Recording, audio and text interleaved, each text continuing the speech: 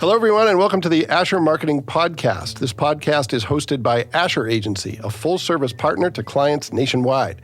Asher's services include media planning, creative, digital and social, website development, public relations, printing and fulfillment, and more. Anything you need to connect with your prospects and tell your story.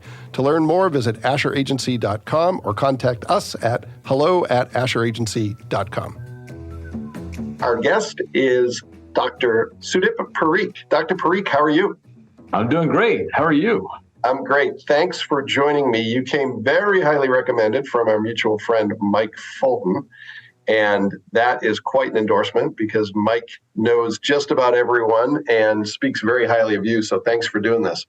Oh, happy to do it. Happy to do it.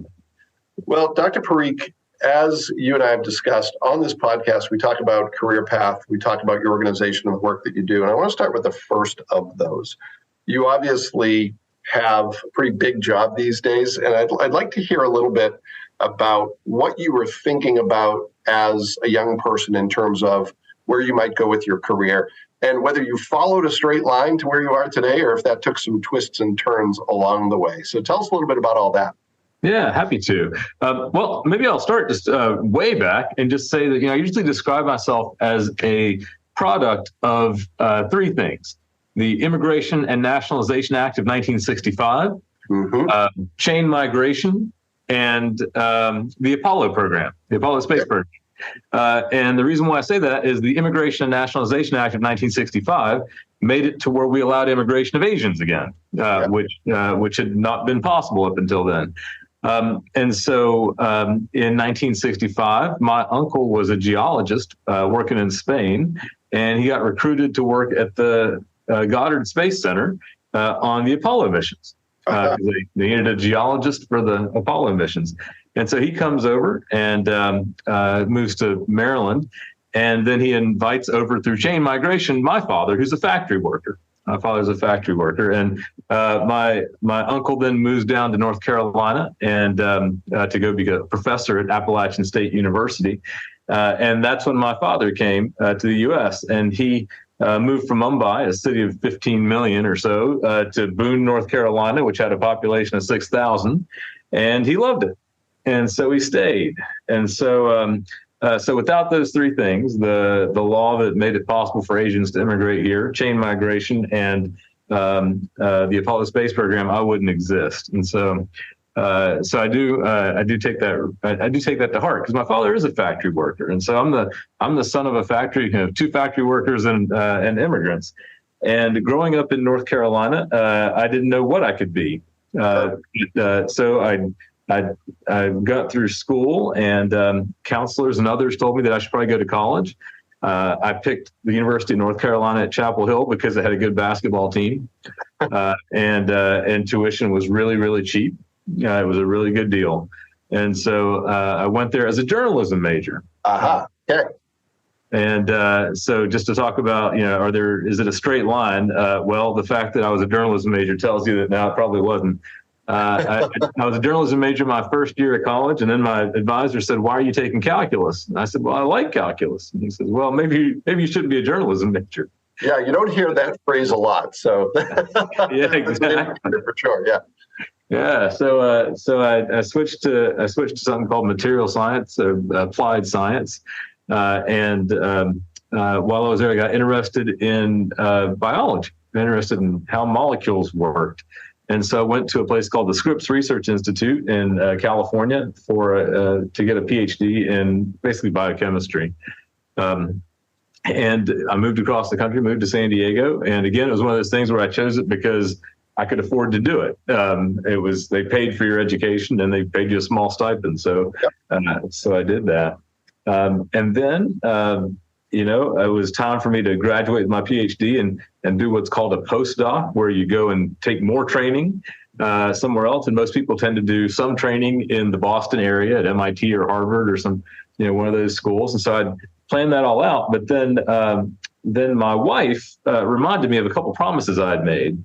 When I was when we were in Chapel Hill together, I said, "Hey, you want to move to California with me? Go get a graduate degree?" And she said, "Well, two conditions. One is we get married, because I'm not coming all the way out there if we're not getting married. And I said, okay to that. And the second was, she said, I picked the second city. So you're picking San Diego, I get to pick the next city. And she's a lawyer, so she chose Washington, of course, because that's where lawyers go, I guess. And so we ended up in Washington.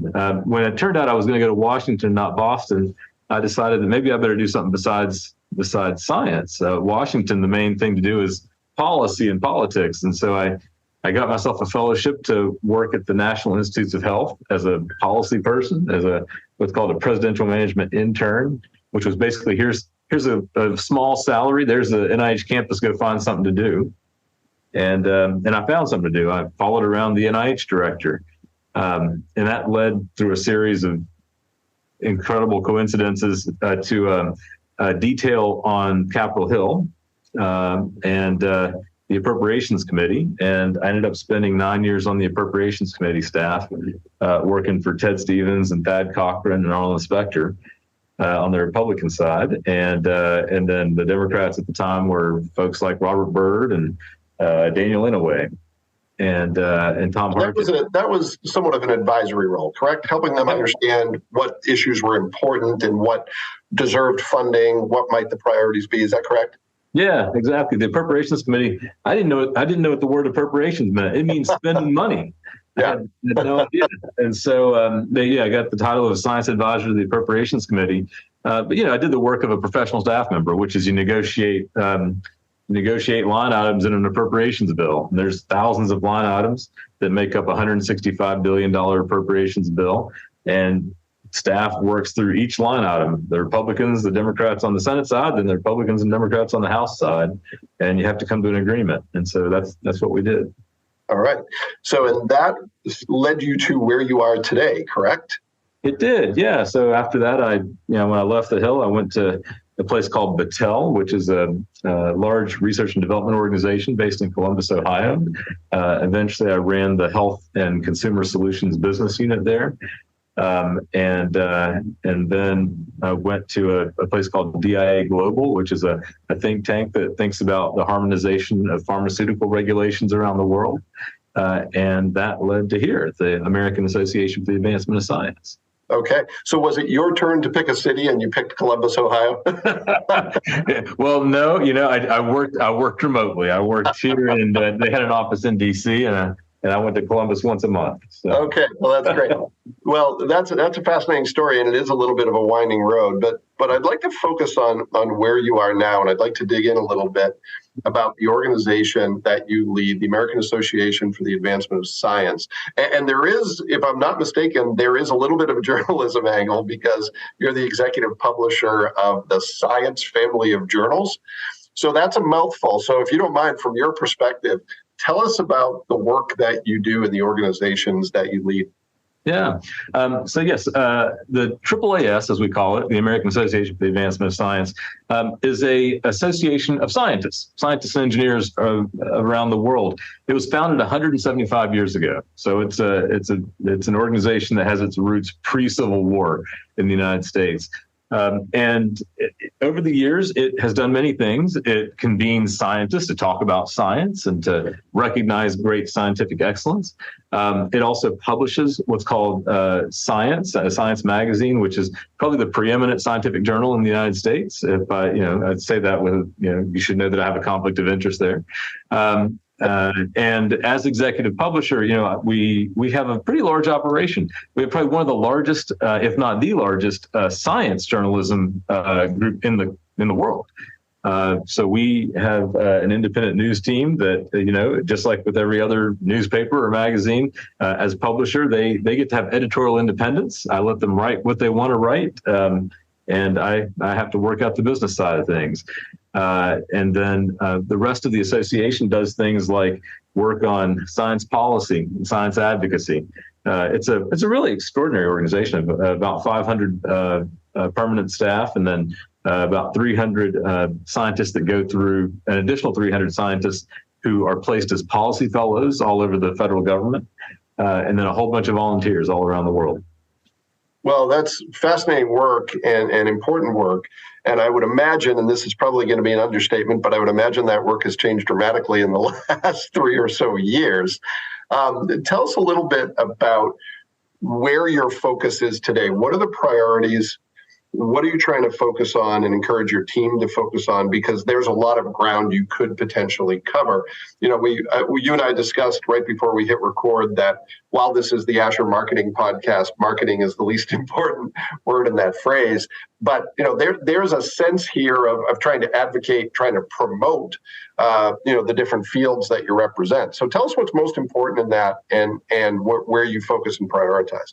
Yeah, this organization's got a really wonderful mandate, and that is that we have a vision of what we want to try to accomplish, and that is that we want to create a boldly inclusive, mobilized, and global scientific community. So the subject of that is the scientific community. That's what we can create. That's what we can reach, and that scientific community can then ignite and enable and celebrate scientific excellence. And science-informed decisions and actions. And when you have a vision like that to create a scientific community that leads to scientifically sound and informed decisions, you get a better world because you start to make evidence-based decisions, not decisions based on hope or decisions based on a feeling. And that is our vision. And so to accomplish that, we've got four strategic goals we try to use. The first is the goal that my predecessors 175 years ago would recognize, and that is to advance scientific excellence. And that means, when we publish in the pages of Science arguments between scientists about what the right hypotheses are, that's advancing scientific excellence. When we recognize the James Webb Space Telescope for the incredible amount of awe that it enables, when we recognize gene editing because we know that it can create cures for disease. That's not something we used to talk about as scientists. Now we say the word cure. That's the kind of thing that I mean when I talk about our first strategic goal of advancing scientific excellence. The second is we then foster the inclusion that is an equity that is really inextricably linked to scientific excellence.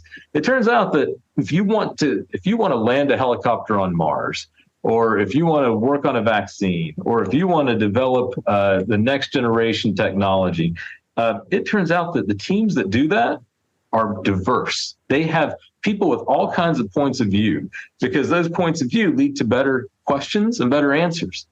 And so we've recognized that. We made it a part of our strategic focus.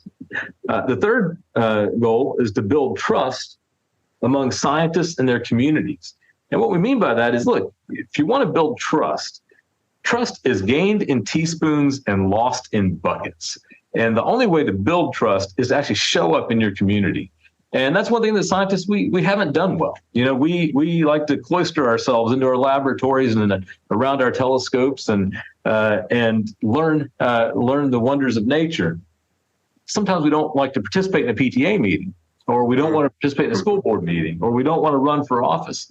And that's something that's very important. We got to make sure we do that. So we do that here at this organization in terms of embedding scientists with other parts of their community, faith leaders, pastors and rabbis, and clerics. We want to make sure that we've built relationships in our neighborhoods, journalists, policymakers, judges. We have programs that embed scientists with judges so that judges start to see what scientific evidence looks like.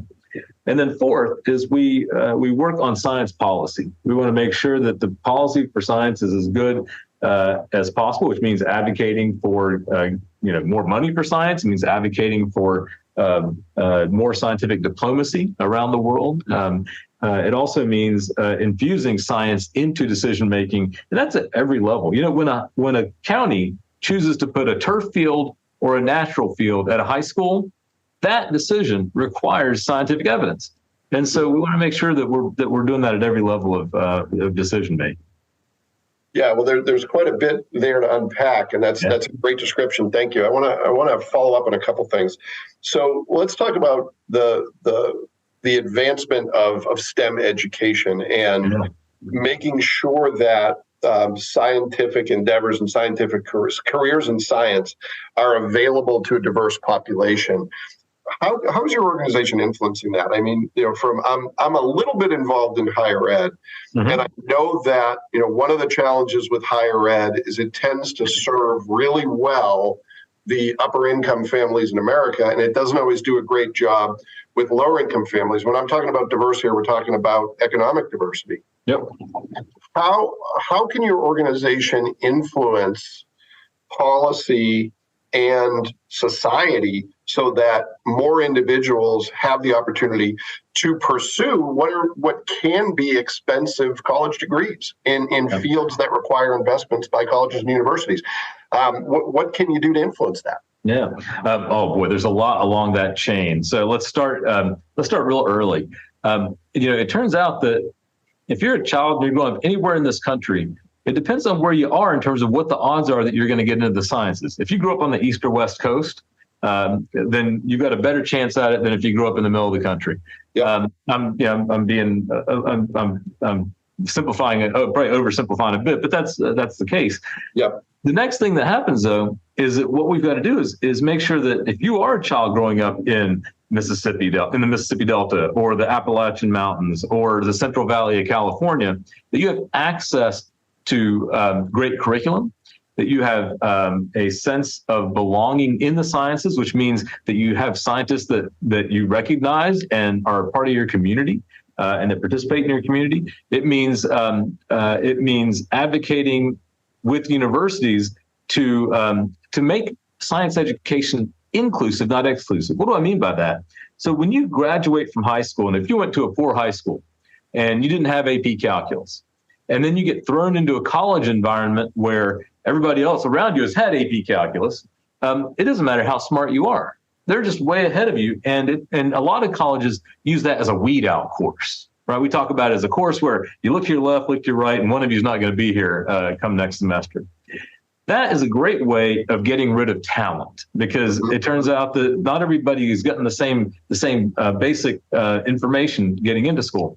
So what we try and do is say, what do we do to make education inclusive, where we say, all right, we're all in a calculus class. Now, every one of you is capable of doing this work.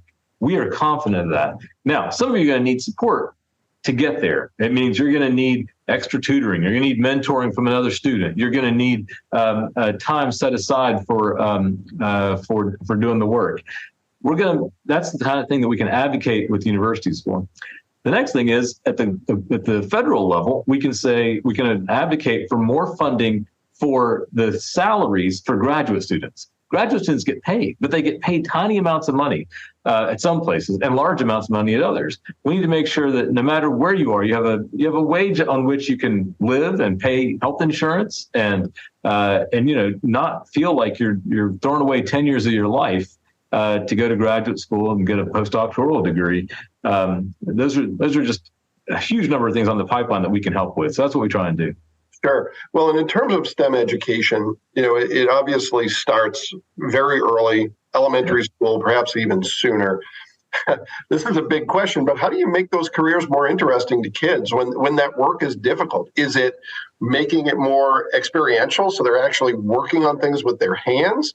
Is it changing the way that we educate students? What do you think is the sweet spot there in terms of making STEM education more appealing to students at a younger age? Yeah. Those of us who got into STEM, we all have a teacher or a person who got us excited about this, who got us excited about what's possible. And a lot of what gets kids excited is being able to work on something that actually makes sense in their world. So can they work on an app that does something valuable for the neighborhood in which they live? Can they work on a problem that makes it to where the water that's in the creek next to their house is water they can play in? Can they look at the life, at the living things, the living organisms in the woods that are near their house, and try and make sure that when the bulldozers come 2 miles away, that they can help save some of the biodiversity back there because they like going back there. And so when you create challenges like that for students that they can work on, and it's easily, an elementary school kid is clearly able to actually make a difference, even in some of those questions. How do you make them a part of it? Give them the chance to actually do science, not read about science. Because when you do science, there's a joy in science. that really it grabs hold of you and doesn't let it go ever. Yeah, well, I think there's something really important, a through line here.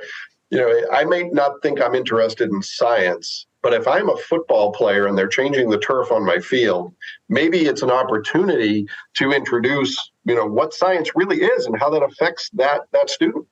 Absolutely, right? I mean, the first time that I watched a football game on a turf field and watched these little black pellets fly up out of the ground, it's a question of why is that? What are those? Yeah. What do they mean for health? What do they mean for injuries when I hit the ground? And those are things that science can tell you about. And it's not nearly as clunky or maybe even boring sounding as the traditional, if a train's coming at you this fast and you're going this fast, how long till you hit each other? No, but there's very few kids who want to solve that problem. But if you tell them that there's football players on a football field and you're wondering what's the force with which they're hitting the ground after they've gotten a catch, hey, that's a question I'd want to know about. Yeah, for sure. And when I was a kid, I was probably I was one of the least interested kids in all types of schoolwork, primarily science, when I was a kid. And if somebody had asked me, are you interested in geometry? I would have said absolutely not. But if somebody had said, are you interested in why it's easier to steal second base than third base? I would have been interested. Turns out it's a geometry problem, right? Yeah. I love that. That's a great one. So another thing that I want to ask you about, and I ask this with respect for the fact that it's a can of worms, is the trust issue. And it's kind of amazing to me that in my lifetime that we're at a point where science needs to be defended, where we are in sort of a crisis of trust in this country in a lot of different ways, but the ways in which it's impacted science. In an environment, a society that's as divided as we are, how do you start those conversations in a way that's constructive and productive to get people united in moving society, the humanity forward by looking at scientific solutions to problems and not seeing that as somehow the enemy? I know that's a big question, but I have to imagine it's on your mind given what's happened the last few years. Yeah, we spent a lot of time thinking about this and working on it. There are no easy solutions. I wish there were. This is not an ad campaign that's going to rebuild trust in science. Sure. That's not going to happen. And as I said before, building trust is, you do it in teaspoons, you lose it in buckets. That's true in that's true in your marriage. It's true in a society. And so what we've decided to do here at AAAS is to start building trust in teaspoons. And that means making sure that there are relationships formed before a crisis. So I told you that we work with faith leaders. What we do there is we've been doing a program called Science in the Seminaries, where we work to put science curriculum into seminaries. So as pastors or future pastors go through their work, they are learning about science. They may not agree with all of it, right? It may, in fact, conflict with some of the teachings of their faith. But while we're creating that curriculum, we're also building relationships so that now a pastor knows a scientist by name. They've probably had dinner together. They've worked together. And it's amazing how that little bit of bonding, a little bit of trust that you build by talking about things that you both care about, whether it's your families, your neighborhood, your city, that can build the levels of trust so that you recognize that you're both, at the end of the day, trying to accomplish similar things. And then when there is a public health crisis and there is the recommendation not to sing in church, if there's a government official or a scientist you've never met who comes to your church and tells you that, why on earth would you believe them? Yeah. And I completely understand that. But if it's a friend, someone you've known, and they're telling you that, at this moment, it's not because we want you to stop singing in church. It's because right now there's a public health crisis that we can combat. You can do that better if you've got a little bit of a foundation of a relationship already in hand. And so we build programs to do this. And we do it with journalists, we do it with judges, we do it with faith leaders, and we do it with politicians. And then the hope is that the ripple effect from that then reaches out into the community at large. But it's a long-term problem. And some of it comes from, scientists we're not blameless here. We like jargon. we like to talk in jargon. We like to use big words. And the reason we use big words is because we have to be very precise with one another. Yeah. It turns out you don't have to do that when you're talking to your parents or when you're talking to your siblings, who are also smart people. They just never learn that jargon because they've got whatever jargon they work in. Yeah. And so we as scientists have to be better communicators and better listeners so that we can be a part of a trusted community. Yeah, well, it all ties into what you said about diversity. You know, you look at what's happened with the acceptance of Eastern medicine, at least to some degree, something that people weren't even talking about, again, well within my lifetime. And it's really difficult to completely ignore or dismiss information that comes from a neighbor or a coworker. It's really easy to ignore that information when it comes from somebody you don't know. So I love what you're saying there. I think it is the only way we're going to get through this, and it's not going to happen overnight for sure. Yep, it's gonna be a lot of work. But I'm optimistic, and the reason I'm optimistic is that we're living in a golden age of science. I used to when I was a kid dream about could I have been alive during the 1905 and had breakfast with Einstein when he was working on relativity, or 1620 when Isaac Newton was working out gravity, or the 800s and 900s when there were a whole bunch of scientists in the Islamic world who were working on amazing things. But now I realize that the golden age of science is right now. Right now, we are seeing explosions in every field of knowledge. And it's a race. It's a race between those understandings and the progress that can come from them and our disillusionment and disconnection with each other and with science. And so I'm confident that our better angels are going to win. And the reason why I am is because I know there are a lot of good people working really hard to rebuild trust and to hopefully create a bond between the people that fund science, my mom and dad who are factory workers, and the people that do science. Yeah, well, and the analogy to the race, it seems like it used to be a marathon and now it's a series of sprints. Yes. What I've heard from others, more intelligent than me, is all the innovation that was compressed into a short time out of necessity during the pandemic. We had to become a more digital society out of necessity. And what you're seeing with AI and its influence, obviously I'm a marketing guy, so I think of the influence there, but its influence everywhere. Yeah. And that has an opportunity to open more doors for the types of collaboration and conversation you're talking about. It also has the opportunity to make people even more polarized. So it's going to be an interesting few years to come for sure. It is. And I'm not saying it might not get worse before it gets better. Yeah. Well, let's hope that's not the case. Let's hope. All right. Well, let's pivot to some lighter fare. Really enjoy this. Really love what you have to say and the role you're playing. I'd like you to talk very broadly about career success. One of the things we ask our guests on this podcast is, from your perspective, what's the most important thing that you need to focus on if you want to build a fulfilling and successful career? Yeah. The fulfilling part is really important. And to me, fulfilling means doing something that you actually like. And so, I've often said, don't choose what you're going to do next by, a metric of somebody else, the pay or the prestige or what you think is what everybody seems to be moving toward. Instead, choose the thing that you like and you care about. Make sure it's sustainable. There are some things that are obvious that are not going to, if you need to have a certain level of income because you got to pay your parents back or you've got to support a family, be knowledgeable about what each career path leads to. But then that's huge. That should be a huge set of choices even then. And once you've satisfied those basic needs, then choose the thing that makes you happy. And what I've found is that, it will lead to other things. You can have 10 different careers before you're done. It's really more about what is the thing that's going to make me happy right now that fits with my particular lifestyle right now. I've got little kids. I need to be able to get home at 5 o'clock, or my kids are grown and I'm ready to work 18 hours a day because I want to change the world. You've got to decide for yourself what that is and stick to it for a little while. Don't let others metrics guide you.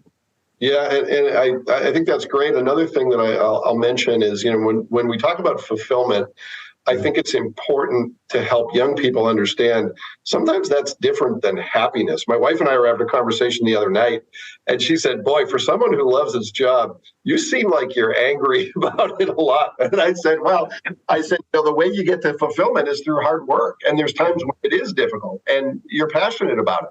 So there's times you do have an emotional response, but it's more of a byproduct. The happiness is a byproduct of fulfillment. They're not one and the same. So that's a really important distinction. And so the young people who are listening, no, it's not that you find fulfillment through doing less work. You actually find it through doing more.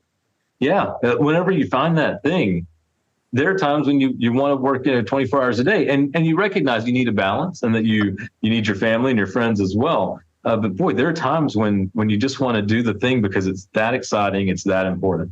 Yeah. Well, that's great. So this next question will provide you with a wealth of opportunities and how you can answer it. But, I always ask our guests about myths or misconceptions in their professional life that they'd like to clear up. What's maybe one thing that you wish people knew or understood differently about science than the current understanding?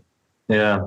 It's a worry that I have that folks are starting to see science as one more interest group, more stakeholder, that just needs to have its own set of lobbyists or its own set of marketers or its own set of communication tools to compete with every other interest group. And that really concerns me, especially when they see it as an interest group connected with one side or the other. I mentioned that I worked for Ted Stevens and Thad Cochran and Arlen Specter. Those were Republican senators. But really, I felt like I worked for the institution of the Senate. I wanted to make sure that they had the information they needed. They were the elected members of Congress. They got to make the decisions. But I wanted to make sure that it was the real information that they got, not what maybe you want to hear because you have a certain opinion or certain side of the political spectrum that you're on. And that's the myth I want to clear up, is that somehow science is just another interest group. It's not. Science is a process for trying to understand the world around us, and it's not always a linear track to getting answers. Sometimes we make progress, and then our hypothesis turns out to be wrong, and we change directions. Scientists change their minds all the time. That's part of what we have to do, because we don't know the answer right away. There's no answer key at the back of the book. We're working out those answers on the fly. Yeah, well, and I think that's gotten confused because, it's always the pursuit of more knowledge, more understanding.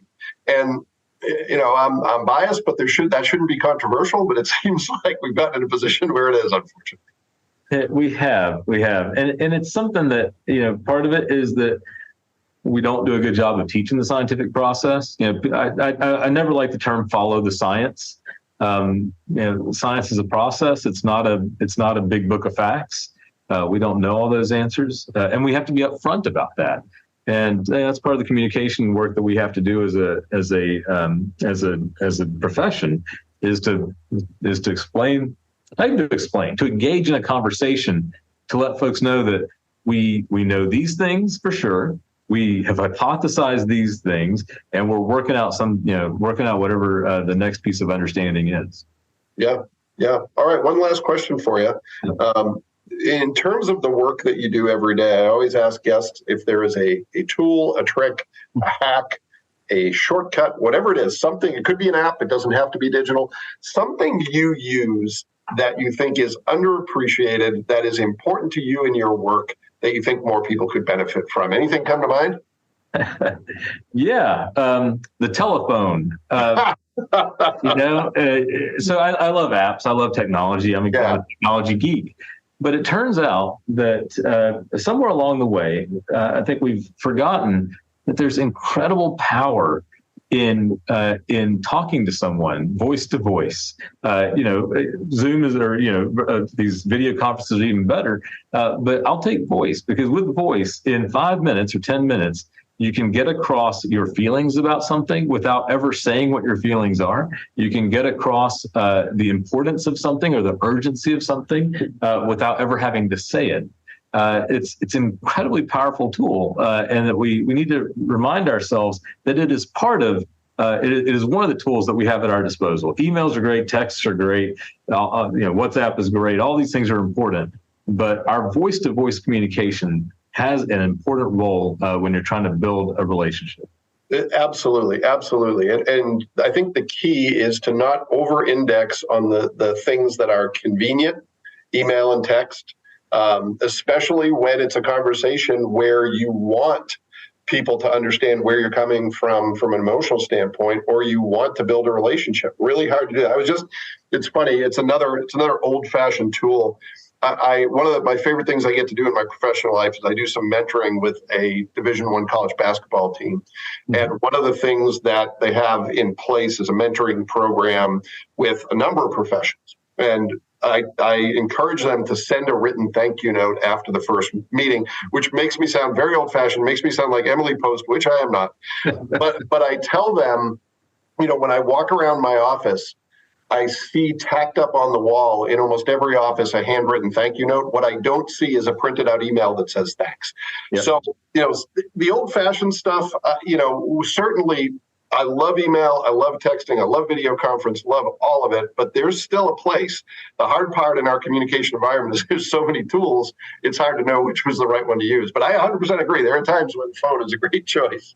It's a powerful thing to pick up the phone and call somebody and spend 5 minutes. Sometimes it's just a matter of checking in. You never know what the power of your voice can do to lift somebody's spirits who's on your team, to get them to follow you. Because so much of what we do is influence. It's not about who they report to or anything like that. You're influencing people every day, all the time, and that can be done with your voice and your the sound and your look. Absolutely. Well, Dr. Parikh, I really appreciate you taking the time to speak with us. You do incredibly important work. I know you're busy, and I really appreciate you taking the time to be with us here today. Hey, I enjoyed it. Thank you very much. And thank you to everyone who took the opportunity to listen to this episode of the Asher Marketing Podcast. We'll be back next time with another great guest, and we hope you'll join us then.